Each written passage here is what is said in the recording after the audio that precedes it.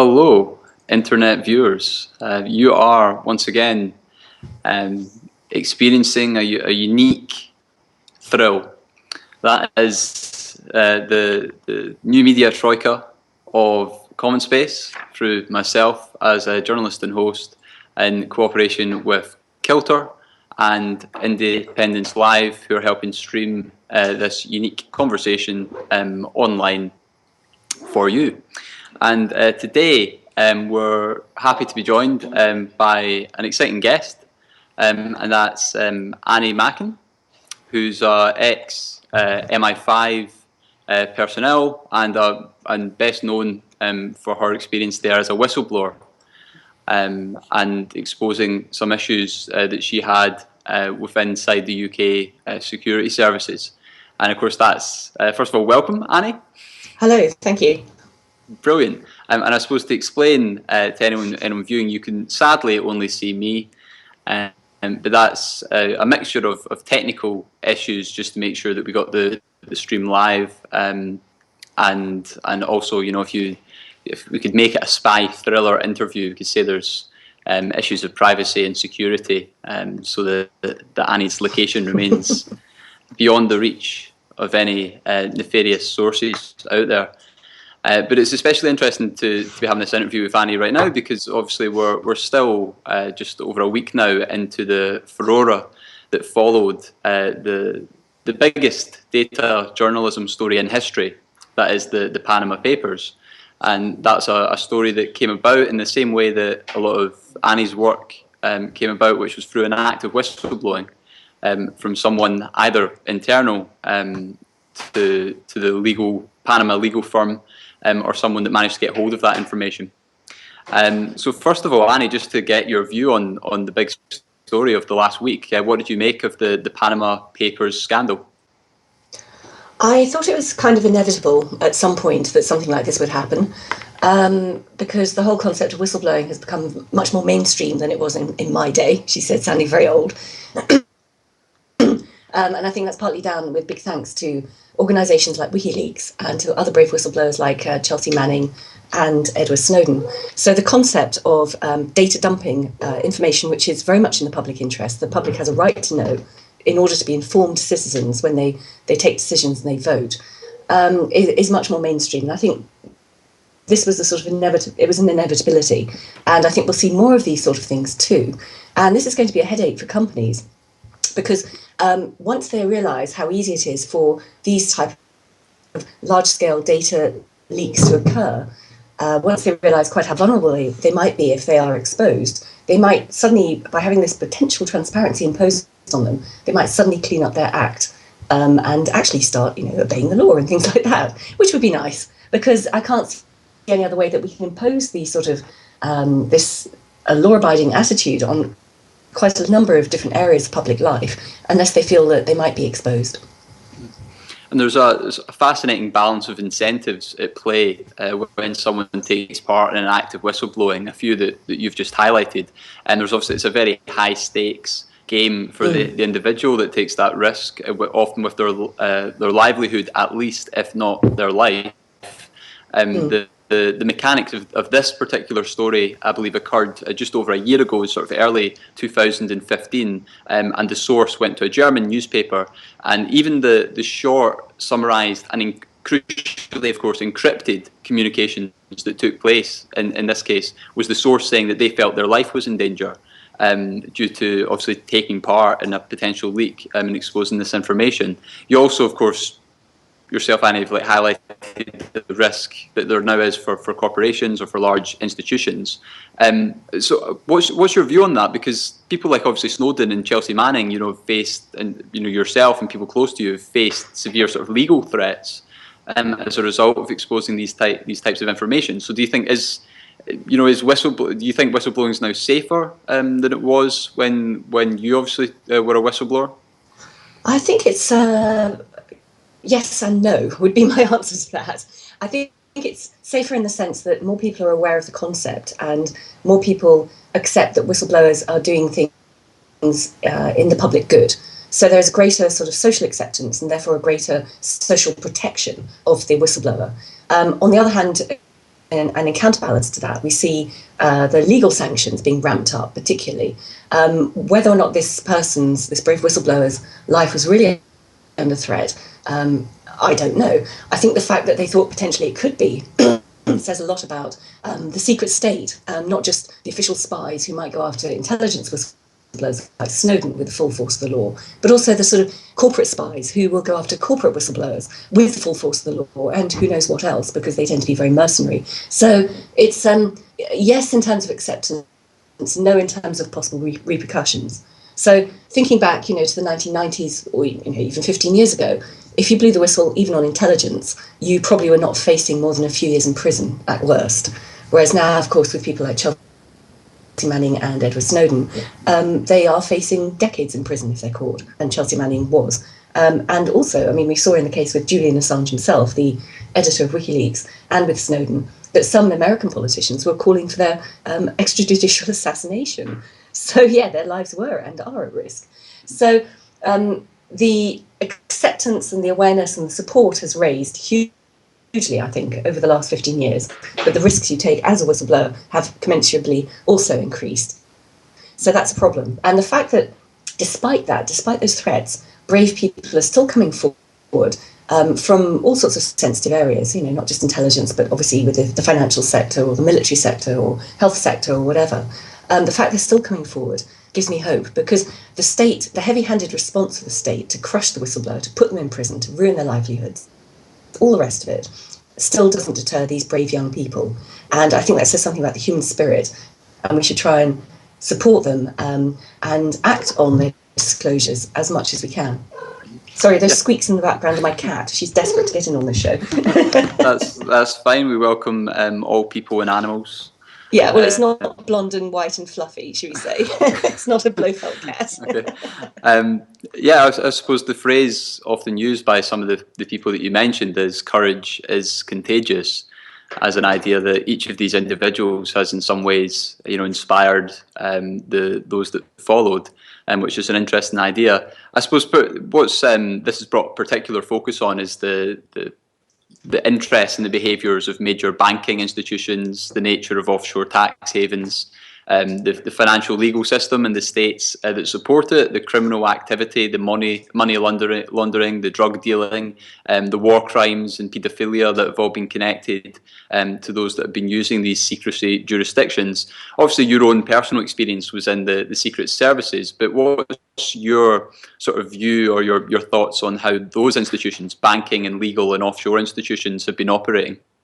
They've been exposed time and time again as utterly corrupt. There's no doubt about it. In fact, you're talking to someone who comes from a tax haven.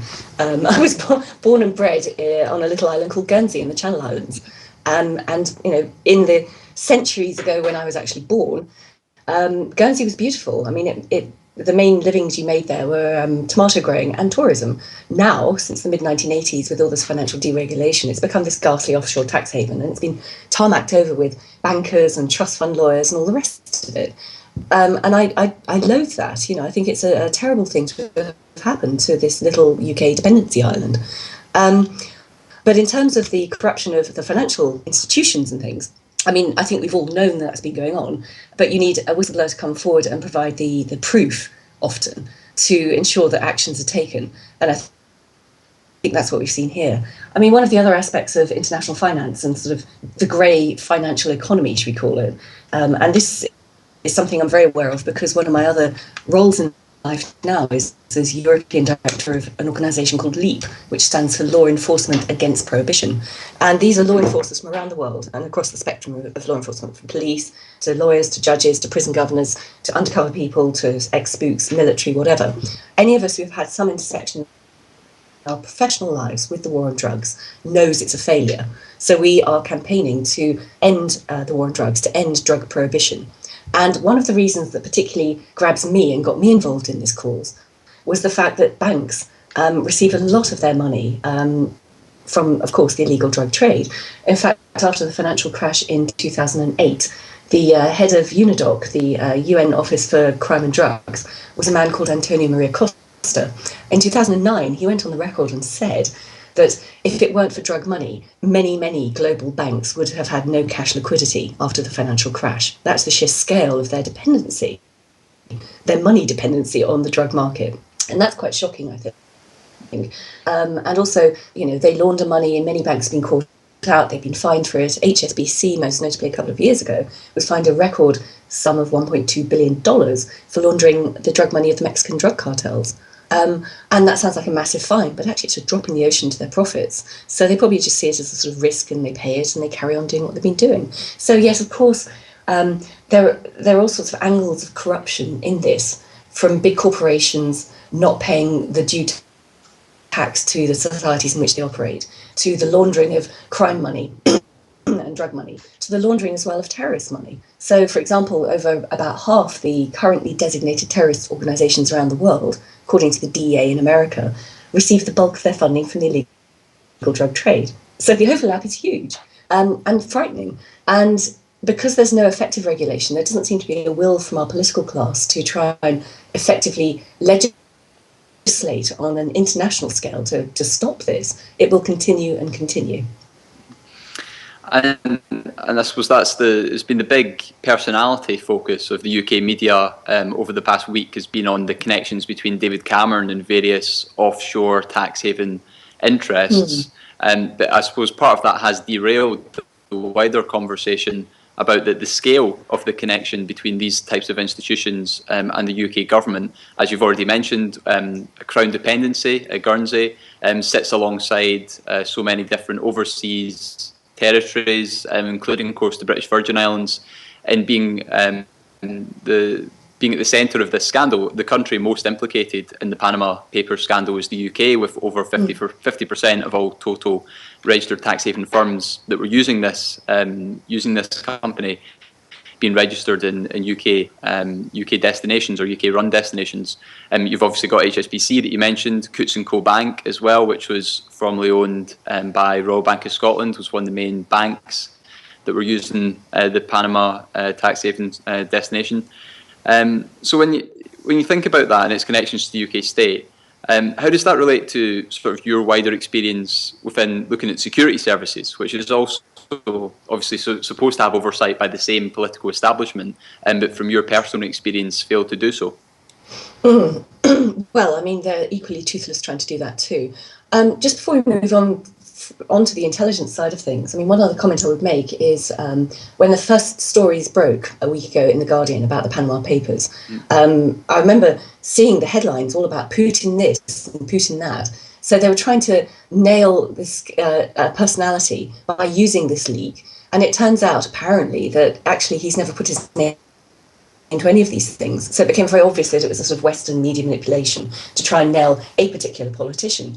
And I think that policy has backfired to a certain extent, at least for the Western politicians, because, of course, Cameron has been implicated, and the Icelandic Prime Minister was implicated, and he had to go. He had to resign because of the strength of feeling against him. So in terms of what he did and what Cameron did, there seems to be a sort of sameness about, they weren't doing anything illegal, but perhaps they were in a position where they were compromising what they said they stood for, which is to rein in tax evasion, to rein in tax havens and things like that. So it's interesting that one had to go and one is clinging on. And I think that sort of shows the power of the British establishment to paper over the cracks, to ensure that their chosen ones are never booted out, they're never forced to resign. So that lack of meaningful accountability, that lack of a sort of forceful way of holding our politicians to account if they are caught out doing something which is unethical, at least, if not illegal, I think that also spills over into the intelligence arena, where, again, these people are very much part of the British establishment. When they are caught out by whistleblowers, they close ranks and they protect each other. And in fact, often the malefactors are promoted and given, knighthoods or something, and the poor bloody whistleblower is the one who ends up going to prison. So I think this it mirrors the situation, the finance, the intelligence world. When bad practice is exposed, they will rally around and protect themselves. They don't try and root out the problem, learn from it, reform it, and improve whatever they're trying to do, be it intelligence work or financial management or whatever it is. So I found that rather depressing. Would you like to share some of your own experience, which I'm sure would resonate a lot for our audience? It's obviously a very interesting personal experience in regard to whistleblowing and what happened to you subsequently, where you had, I suppose, a very similar experience to Edward Snowden, having to go on the run in some ways, being in exile, and the sort of risks that put on you personally. And why did you take that risk? Well, yes, I think actually we were probably the only two other intelligence whistleblowers I know of who preemptively went on the run just before the story broke, apart from Edward Snowden. So I've been very interested and very supportive, of course, of what he's done ever since he emerged 3 years ago. But yeah, my story is ancient now. It's back in the 1990s when I worked for MI5 for 6 years in 3 different postings. And when I was there in my first posting, I met my partner and my former partner and colleague, a man called David Shaler, who indeed was actually the primary whistleblower in our story. And we saw so many things going wrong, and we tried to change things from within, but we were always just told to shut up and not rock the boat, just follow orders. So eventually we resigned in late 1996 and went public in the middle of 1997 about a whole series of things, which included files on government ministers, files on hundreds of thousands of innocent UK citizens. So no change there. Terrorist attacks that should have been prevented, and then when they weren't and mistakes were made, these spies would lie to government about these things. So every time you hear a politician say they know exactly what the spies are getting up to, that is absolute crap. They haven't got a clue, because the spies can lie to them and get away with it. There are other cases like illegal telephone taps on journalists, innocent people going to prison because MI5 withheld the proof that they were innocent, and an illegal assassination attempt against Colonel Gaddafi of Libya in 1996, which was funded by MI6, and it went wrong and killed innocent people. Now, that meant Britain had become a state sponsor of terrorism, which is not what we had signed up to work with. So this is why we resigned and why we went public. And David, we did go on the run. I mean, I think it's the morning of the story breaking in the evening. We flew out of the country and went on this sort of month-long on-the-run trip around Europe before I returned to the UK and was arrested. But I was never charged with anything, and they couldn't. I was just David's girlfriend at that point. And then we had a year living in hiding in a very remote French farmhouse, trying to get more of the stories out. And then David was arrested, and they threw him in prison pending an extradition hearing in France, because the British tried to extradite him in 1998. So he was imprisoned for almost 4 months. The French at that point were very clear. They said they did not extradite people for whistleblowing offences. It was political, and that was it. So they released him. We had another 2 years living in exile. And then David returned voluntarily in 2000 to stand trial, and ended up being convicted because there's no defence under the Official Secrets Act, and went back to prison. So it was a very intense number of years, shall we say, with a lot of media interest and media scandal, and the media sort of turning. I mean, some of the media supported him and said he was a hero, and then a lot of media turned on him and said he was a traitor. And it became very clear quite how the intelligence agencies can manipulate the mainstream media in the UK. So, I mean, the whole thing was very high drama, very intense, very stressful, and actually quite fun in some ways, which is a bit weird, isn't it? So well, I'd first focus on that sort of list of reports of the sort of the purpose or the cause, the sources of the kind of state overreach, or I suppose the illegal or behaviour that you're helping to expose, is the type of thing, I suppose, that would very, very rarely reach out beyond the type of information that you'd rarely get leaked from the UK security services. I suppose that there's a number of cases there where there's a similarity to the Snowden leaks in relation to GCHQ, which is obviously the sort of state surveillance organisation, which I think there's grounds to believe has obviously expanded dramatically since you were at MI5. How do you reflect on Snowden's leaks and what he exposed in relation to the UK security services? Because I believe he describes the activities of GCHQ as far more extreme than any other security service in the world, or that they have more leniency, less oversight, that they have sort of greater freedom to act and to take part in all these sort of spying activities. Absolutely. In fact, one of the documents he allegedly leaked actually shows GCHQ prostituting itself to the American equivalent, the NSA. There was a document that said, look, we don't have the same stringent oversight as you do, NSA. Give us some money and we can do the spying that you can't do, and then we'll just share the information with you, which comes down to the old Five Eyes sharing network of the Anglophone world, which used to be called Echelon. Of course, there's a scandal when that was exposed in the late 1990s. So, yes, GCHQ can pretty much do what it wants to. This is actually, I think, the fundamental basis of the so-called special relationship between the US and the UK. It's got nothing to do with trade. It's got nothing to do with history or fondness or any of that crap. It's all about the fact that after the Second World War, the US, of course, was coming into its ascendancy and the British Empire was fading. Yet that meant the Brits had a number of overseas posts which they could allow the US to use as listening posts. And then, of course, there was a very close working relationship between the UK and US intelligence agencies, which created this so-called special relationship. And the US still needs that. And that is the fundamental underpinning of this so-called special relationship, frayed as it is now, is this intelligence, electronic surveillance intelligence linkage between the NSA and GCHQ. So that's a sort of interesting issue, I think, and very dangerous. Now, with GCHQ, in terms of oversight, they are supposed to be answerable to the Foreign Secretary under the terms of the 1994 Intelligence Services Act, which basically says that if GCHQ wants to eavesdrop on someone of interest or a group of interest, they need to get a warrant signed by the Foreign Secretary. Otherwise, if they do it without that warrant, they are breaking the law, which sounds reasonable in a democracy, right? Unfortunately, from the Snowden revelations, we've seen how in the internet era, this law has become much more elastic. So when the first Snowden revelations came out, the Foreign Secretary at the time was William Hague, and he immediately went on the defensive and said, I'm the Foreign Secretary, I've signed all the warrants, I know they're working within the law. Now, even if those warrants were legal in the sense that GCHQ could hoover up everyone's electronic communications within the UK, that's what, 70 million people these days. And those warrants were never designed for whole nations, they were designed for suspects, groups or individuals. Even if that were legal, and that were proportionate within a democracy, and I would suggest it's not, then where the hell does he get off saying that it's okay and proportionate for him to sign a warrant which allows GCHQ to hoover up all the electronic communications between North America and the whole of Europe? That's not proportionate. He's not elected by North America or the whole of Europe.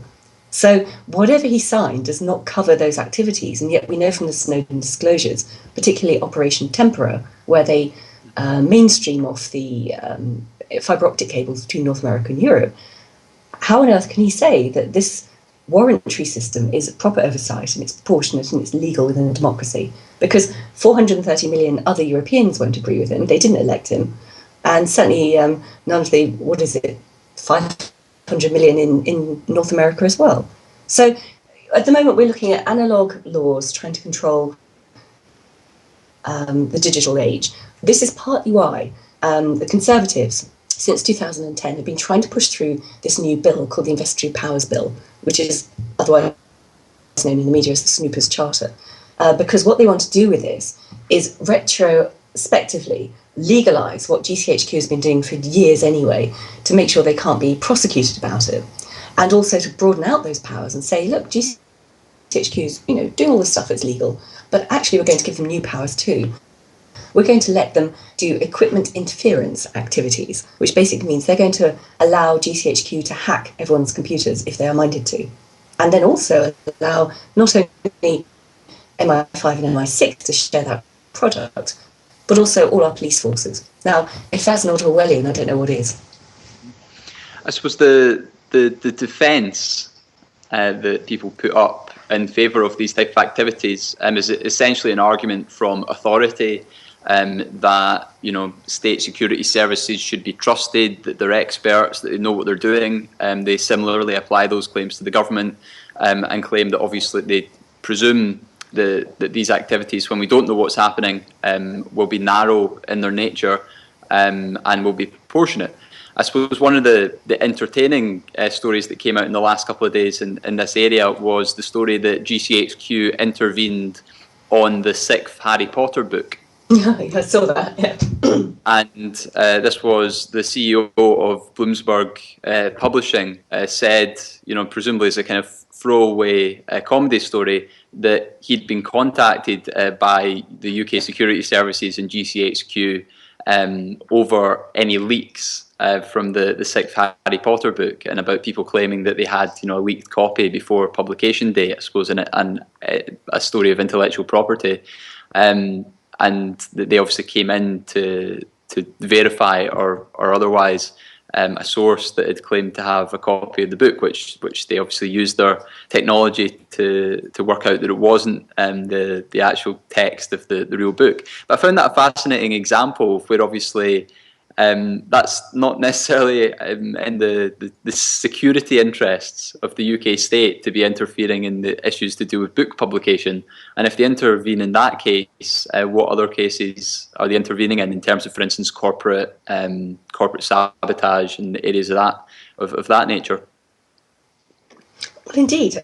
I mean, the mission statement of the intelligence agencies is to protect both British national security and the economic well-being of the state.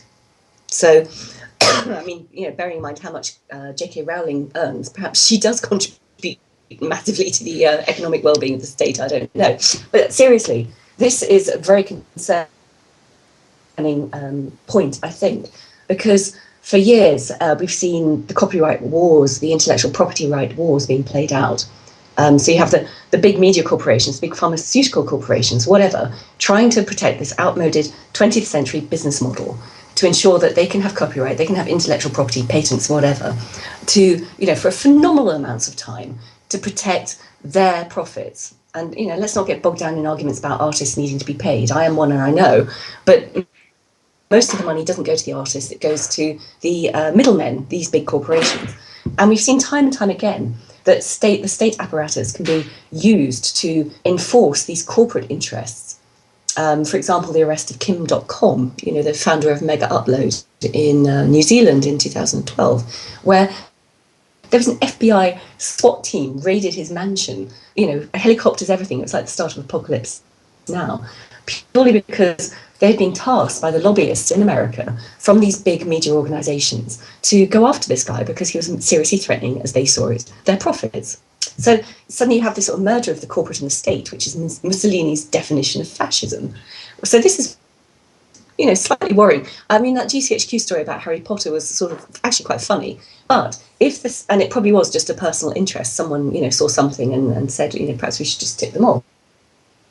However, in this case, what we have again is a state intelligence agency intervening effectively to protect the profits of an outmoded 20th century business model, which is publishing. Is this right? How is this making us safer, we, the UK citizens on the streets of our country? It's not. So, at the risk of sounding po-faced about this, I think it's a terrible, terrible example. Yeah, well, I suppose it's an incident which can be laughed off, but is more serious when you apply it, for instance, to other areas. One being obviously the sort of policing or surveillance of protest movements, of groups that are seeking social change, of, as you say, the surveillance or recording and therefore potential blackmailing of politicians or elected representatives. Obviously, right now we've got this kind of spying scandal that's going through the courts in London at the moment due to obviously sort of undercover police officers. I think it was the Mark Tomlinson case where someone had a fake identity and slept about amongst environmental activists over a period of years.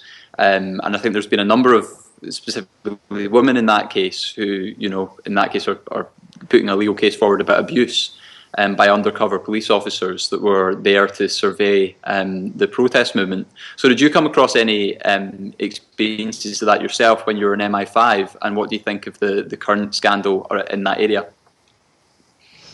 I've been following that scandal as it's unfolded, I think, since about 2010. So yes, I mean, again, this is something that I put out in my old book. It's been cleared by the government, so I can talk about it. It's not a legal issue. But yes, there was, even in my day, back in the early 1990s, There was, I know, there was quite a lot of work, collusion between MI5, particularly the counter-subversion section, as it was called, which I helped to shut down then, and the SDS section of the Metropolitan Police, which is this group of undercover cops. So they are full-time coppers, and they pose as activists, and they go in and infiltrate groups of interest. And when MI5 shut down their investigation of subversion, it moved over entirely to the Metropolitan Police. At that point, I think they basically said, well, we've got all these, undercover, in-place coppers. What can we do with them? So they started off looking at animal liberation, I understand, the violent end of it, whatever it is. And then it sort of metastasized, as these things always do. So the mission creep happened, and they started looking at all sorts of different single issue activism, environmentalism, peace, whatever it is.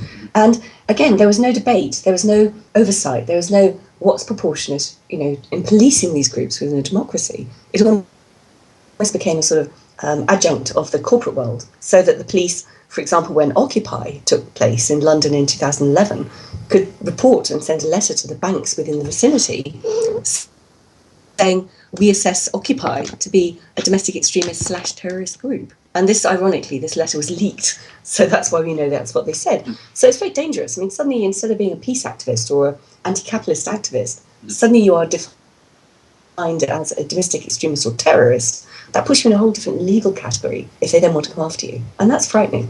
So yeah, this stuff goes on. It's not just the state stuff. It's not just MI5. It's not just the police. There's also the corporate spies. And this is a huge private market sector now. I mean, it's really taken off in the last 20 years. And they are employed by big corporations to investigate these sort of single issue groups too.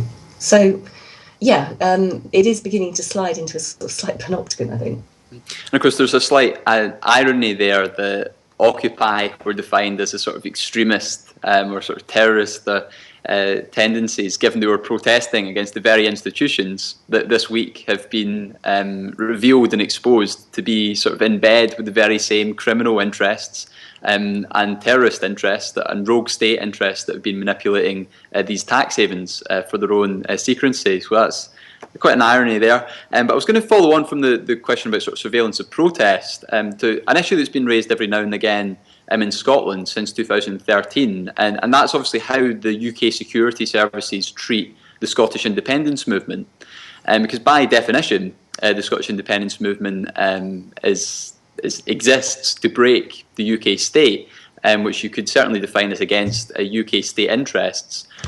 So how do you think organisations like MI5 would react, treat and potentially survey the people involved in the Scottish independence movement? That's an interesting perspective. It hadn't occurred to me before, actually. Yes, I presume they would see that as a direct threat to the integrity of the nation, which it is, I suppose. Putting aside, it might be people's democratic will to do it. It just shows that perhaps we're not living in the free democracy that some people still seem to think we have. I don't know specifically, but I do remember the early reports, getting on for about a decade ago now, I think, when MI5 started opening regional offices. And it was reported that the first one was in Dundee. And then, of course, they also opened an office in Glasgow. So they will have a presence there. And even in the cities where they don't have a direct presence, they will be working very closely with the special branches within those cities. So, yes, any group that's deemed to be a threat, either by MI5 or the special branch type organisations, counter-terrorism branch, whatever it's called these days, they will be able to investigate aggressively if they so choose, which means if they identify persons of interest, they'll look at all their communications. They potentially could follow them around. I doubt that would happen in this case. They seem to have their hands full with many other targets as well. But I think it's very possible that they would see that as a direct threat, trying to overthrow the country through political, industrial or violent means. That's their definition of subversion, or it used to be. And they might see this as trying to overthrow the country through political means. Yeah, it's an interesting one, given, here I think some people view it as sort of an issue of paranoia, that people would consider that. Although obviously when you compare it to the Snowden leaks and information on GCHQ, you don't really have to be an active person in any sense to sort of come within the sort of dragnet of metadata that GCHQ collect. So it's maybe not so controversial. I suppose following on from that, what other activities beyond your own sort of whistleblowing capacity, your security services capacity? You've mentioned your part in LEAP and the sort of war on drugs. I think you've sort of been involved in whistleblower activism more widely as well in the last couple of years. So how have you sort of moved on from that experience towards sort of wider political activity? I suppose through lessons learned. After the sort of intensity of the whistleblowing years and going through many legal cases and court cases and things, and dealing with the media extensively, and then working with all sorts of activist groups, not least Stop the War about 10 years ago, at the height of all the Iraq problems. It's given me quite a sort of unusual perspective, perhaps, is the best way of putting it. So, yeah, I do a lot of public speaking now to universities and media conferences, investigative journalist conferences, and also, technology conferences, hacktivist conferences, whatever. And it's trying to pull them all together, all these different strands. If journalists want to be good investigative journalists, they need to be teched up. They need to know how to electronically protect their source. Glenn Greenwald famously admitted he almost lost the scoop of a lifetime, because when Snowden anonymously reached out to him to begin with, he couldn't be bothered to download PGP encryption. It was too difficult for him. So there's a sort of overlap of all these different areas now. And just also having seen a lot of these issues from the inside and the outside, just trying to draw lessons that other people can find more useful, I suppose. And that's what I try and do at the moment. A lot of lecturing, a lot of writing, a lot of media commentary. It's been an interesting few years trying to sort of move beyond and move on from the whistleblowing stuff. One of the best groups I've worked with over the last few years is called the Sam Adams Associates. This is a bunch of global intelligence, military and diplomatic whistleblowers. And every year we come together, it's very informal, but every year we come together to give an award for integrity in intelligence. And the last couple of awardees, of course, have been Chelsea Manning and Edward Snowden. And also last year was Bill Binney. We had a big award ceremony for him in Berlin. And this year it's going to the CIA whistleblower, John Kiriakou, who exposed the fact that the CIA had developed a torture program. And yet he was the one who went to prison for 3 years, not the torturers in the CIA. So it's all this sort of activism, trying to raise the awareness in public of what these brave people do, not just from intelligence, as we mentioned right at the start, from banking or from health or the military or whatever. And just make people aware that they are effectively the regulators of last resort. These people turn their lives inside out and upside down to bring information to the public. I would suggest that it's always good to read the raw information if you can yourself. That's why WikiLeaks was such a good model. You could go and read the documents rather than having it filtered through some sort of mainstream or corporate media who have always put their own spin on it. Yeah, fascinating. And obviously I think we had a sort of similar case quite recently in Scotland with the leaks from one of the guys who was on the naval submarine and Trident. Oh, yes, I remember. And that was a fascinating case as well, because he could have been tried under the Official Secrets Act. But part of me thought it was the political context, the amount of political support he gained, and being sort of celebrated as a hero for exposing some of the security lapses on Trident meant that I think he instead got a dishonourable discharge. So another example there of sort of someone being brave. And I suppose if anyone's out there, you've got a new media in Scotland to send that type of information to. And so it's definitely, whistleblowing is becoming a more and more important part of the world and the fight for truth and justice. And we're right on 40 minutes, which is the time I promised to chat to you for. I don't know, do we have any audience questions from anyone? I've not had any passed to me electronically.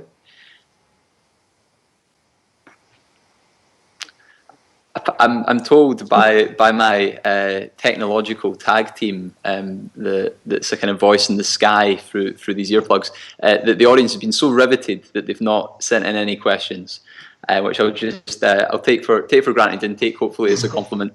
But thanks a lot, Amy, for joining us and sharing your experiences there. It's been a fascinating conversation. Well, thank you very much. It's been a very enjoyable chat as well. So thank you for that. I'm glad, and I'd like to thank everyone that's watched, and hopefully you've all enjoyed the conversation too. And of course, thanks to Independence Live and to KILTR who've been hosting this conversation. Thanks a lot.